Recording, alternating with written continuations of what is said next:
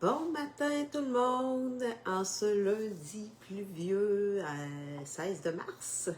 Le sujet de mon live aujourd'hui, quand les émotions de mon enfant débordent, qu'est-ce que je dois faire en tant que parent?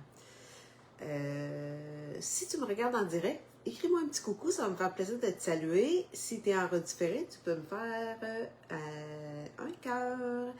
Pour toute question, gênez-vous pas, vous pouvez me les écrire et je vais y répondre, même si vous êtes en différé, je vais y revenir. Donc, on commence. Les crises, les pleurs, les tempêtes émotionnelles. Beaucoup de parents me disent « Je ne sais plus quoi faire quand mon enfant déborde. Qu'est-ce que je dois faire? » Souvent, le premier réflexe en tant que parent, c'est d'essayer d'arrêter l'émotion. On veut que ça arrête, on veut calmer la crise.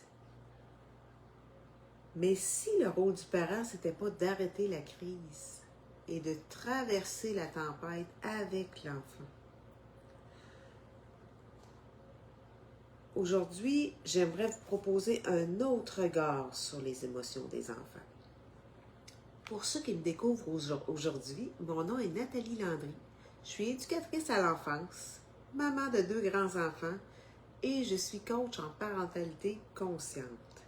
J'accompagne les parents à mieux comprendre ce qui se passe derrière le comportement.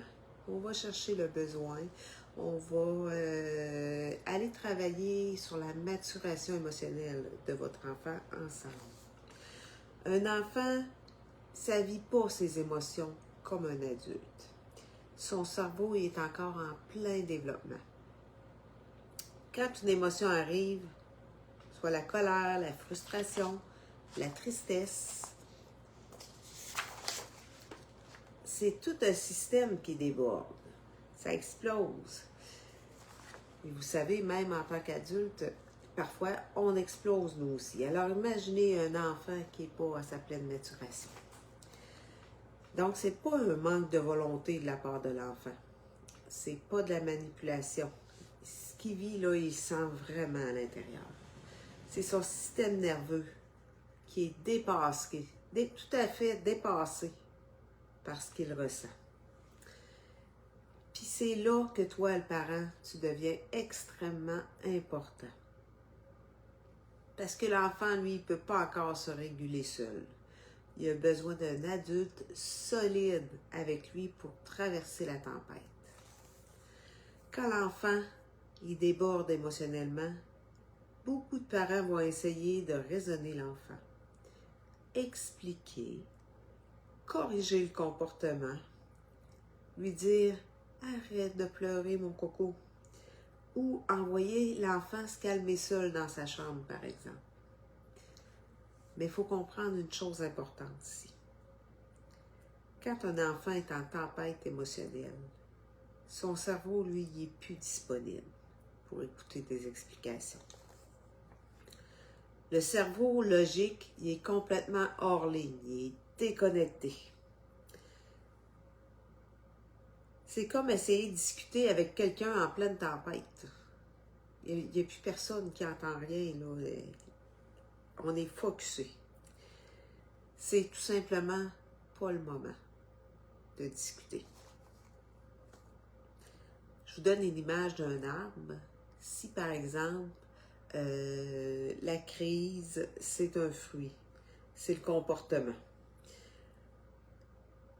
On ne peut pas changer les fruits. Tout ce qu'on peut faire, c'est prendre soin des racines. Prendre soin des racines de l'arbre. C'est ça qui est le plus important. On travaille sur l'émotion. Les racines ici, c'est les émotions. Quand un enfant il peut vivre ses émotions en toute sécurité, ça nourrit sa maturation intérieure. Puis, tranquillement, les fruits vont changer. Le rôle du parent dans ces moments-là, c'est d'être un régulateur externe pour l'enfant. Concrètement, ça veut dire on reste le plus calme possible. On est présent. On accueille l'émotion. On garde un cadre. Oui, j'ai bien dit un cadre, parce que l'enfant a besoin d'un cadre. On le garde sécurisant. Un exemple, ton enfant il pleure parce que tu fermes la télé. Le réflexe, c'est souvent de dire, ben voyons, c'est pas grave, c'est juste une télévision, on la rouvrira tantôt. Pour l'enfant, lui, c'est vraiment très grave. Tu le déranges. Qu'est-ce qu'on fait? On rouvre la TV? Non, c'est pas ça qu'on fait. On peut plutôt dire, ah, t'aurais voulu continuer de regarder la TV? C'est difficile pour toi d'arrêter, hein? Souvent, juste ça, ça va faire redescendre la pression. Ça va lui montrer que toi, son parent, tu le comprends. C'est sécurisant pour lui. Tu as gardé un cadre, c'est toi qui mène, c'est toi le parent alpha.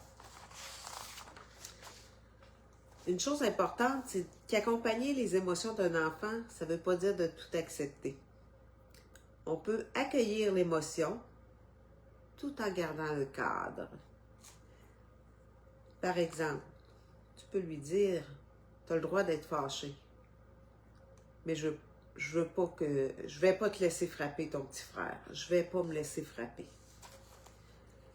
Je suis curieuse de vous lire dans les commentaires. C'est quoi l'émotion qui est la plus difficile à accompagner avec votre enfant? Est-ce que c'est les crises, la colère, la tristesse? Chez toi, c'est quoi qui est le plus difficile? En résumé, les émotions des enfants, c'est pas un problème à régler. C'est des expériences à traverser. On les traverse ensemble. Puis dans ces moments-là, nos enfants, ils n'ont pas besoin de parents parfaits. Mais pas du tout. De toute façon, ça se peut pas être un parent parfait. Les enfants ont surtout besoin de parents qui sont présents avec eux pour traverser la tempête. Si ça vous parle aujourd'hui, ce sujet-là, puis tu as envie d'aller plus loin pour comprendre ton enfant, tu peux aller voir les informations sur ma page web sur mes accompagnements parentaux. Je serais bien heureuse de vous accompagner. Là-dessus, je vous laisse avec ces quelques phrases. L'émotion, c'est pas le problème de l'enfant. L'émotion, c'est le chemin vers la maturation. C'est beau, hein? Là-dessus, je vous laisse. Je vous dis à la semaine prochaine. Lundi prochain, 9h en live. Alors, bye bye, bonne semaine!